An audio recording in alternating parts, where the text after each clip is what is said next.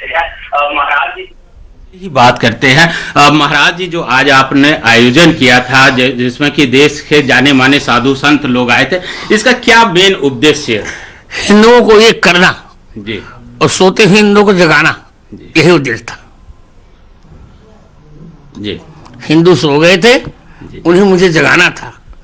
हिंदू विघटित हो चुके हैं, उन्हें एक करना था। इसका परिणाम देखना आप, कितना दुष्परिणाम कि 9 राज्यों में हिंदू अल्पसंख्यक हैं, जी, फिर भी उनको अल्पसंख्यक का दर्जा नहीं दिया गया। जी, और मुसलमान जब अल्पसंख्यक तो उसको अल्पसंख्यक का दर्जा देंगे जो 27% है, और जो 1% है, जैसे लद्दाख में हिंदू केवल 1% है, जी, फिर भी उसको अल्पसंख्यक का दर्जा नहीं मिला। जी, अल्पसंख्यक को उसको सुविधा मिली। और हमारा मठ मंदिर हमारे ग्रहण किए जा रहे हैं, तोड़े जा रहे हैं, सरकार कुछ नहीं कर रही है। धर्मांतरण करवा रहे हैं जबरदस्ती। जी। तो एक कानपुर का आगे से मुसलमान था, उसने अपने घर में हिंदू लड़की का धर्मांतरण करवाया, और जनसंख्या हमारी घट रही, उनकी बढ़ रही है।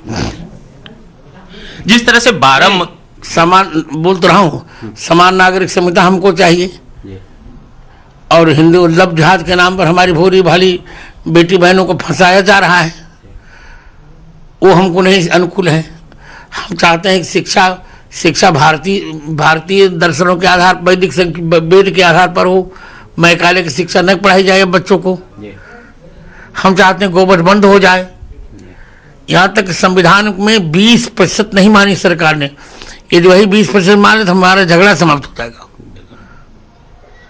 जो 12 मुद्दे जिन पे की आज चर्चा की गई, चाहे वो शिक्षा की बात की जाए, लव जिहाद की, धर्मांतरण की बात की जाए, गौ रक्षा की बात की जाए, जो हिंदुओं के मंदिर और मठ हैं जिस तरह से सरकारी नियंत्रण है उनको हटाने की भी बात की गई, समेत कई ऐसे मुद्दे थे जिसपे कि आज खुलकर चर्चा की गई। और क्या लगता है कि सरकार जो है, जो मांगे आप लोग की हैं, जैसे अगर मठ की बात की जाए और मंदिर से सरकारी नियंत्रण हटाने की बात की जाए, तो उस पर आगे की क्या रणनीति है? सरकार को मानना पड़ेगा जब हम जग जाएंगे तो। क्यों नहीं मानेगी सरकार? हम कोई असंवैधानिक थोड़ी कह रहे हैं। जिस तरह से आज जो है एक रिकॉर्ड भी बनाया है आप लोगों ने, क्या वो पूरा रिकॉर्ड कहा जा सकता है कि 1100 लोगों ने शंखनाद एक साथ? जी, ये तो रिकॉर्ड है, हमारा वर्ल्ड रिकॉर्ड है जी, उसमें क्या आपत्ति आपको? नहीं, अच्छी चीज है। और जिस तरह से मंदाकिनी नदी की सफाई का भी अब आपने बेड़ा उठाया है, उसको लेकर क्या अगला कदम? नहीं, आप देख लीजिएगा, परिणाम देखिएगा, हम करा रहे हैं, उसकी व्यवस्था करा रहे हैं। 14 जनवरी से प्रारंभ करेंगे, जिस दिन मेरा जन्मदिन होगा जी। तो अभी मंदाकिनी, क्या इसके बाद अन्य जो नदियां हैं, चाहे गंगा हो, यमुना हो, अन्य नदियों की भी सफाई की बेड़ा आप लोग उठाएंगे? वो तो सरकार कर ही रही है जी। साधु संत महात्माओं की ओर से कुछ पहल मेरी ओर से अच्छी पहल होगी। आप देख लीजिएगा, बहुत सकारात्मक पहल हम करेंगे। जितनी भीड़ की आशंका हमको अपेक्षा नहीं थी, आशा नहीं थी, उतनी भीड़ आई आज। बिल्कुल, आपने देखा ही होगा जी। अब विपक्ष वालों ने झूठ बोला, हमको न्योता, हमने सबको न्योता दिया था, बसपा को भी, सपा को भी, सभी को न्योता दिया था।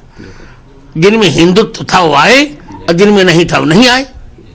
इसको बहुत से लोग जो है राजनीति से भी जोड़ के देख रहे हैं। क्या ओ जिनके रही भावना, जैसी प्रभु मूर्त दिखी तिन तैसी, जिसकी जैसी भावना भगवान को ऐसे देखता है। अब उल्लू की भावना तो उल्लू सूर्य नारायण को नहीं देख पाता, तो हम क्या करेंगे? बिल्कुल।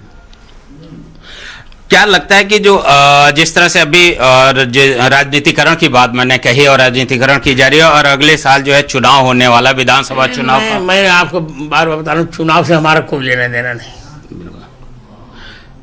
तो ये कहा जा सकता है कि आज की जो बैठक हुई, यानी कि हिंदू एकता महाकुंभ का जो आयोजन किया गया, उस पूरे में जो है हिंदुत्व का मामला ही गूंजता रहा है। जी, बिल्कुल संजीव, हिंदुत्व का मामला ही पूरी तरह से गूंजा, हिंदुत्व ही चारों तरफ गूंजा। चित्रकूट में इस महाकुंभ में 3 दिवसीय आयोजन है और जिस तरह से संत बता रहे थे कि यहाँ हिंदू को जगाने के लिए महाकुंभ किया गया है और जाहिर सी बात है ये मुद्दा बीजेपी के लिए चुनाव के समय में बहुत अहम रहता है। शुक्रिया इस पूरी जानकारी के लिए संजीव। बने रहिएगा हमारे साथ, एक छोटा सा ब्रेक लेंगे, ब्रेक के बाद आपके पास वापस लौटेंगे।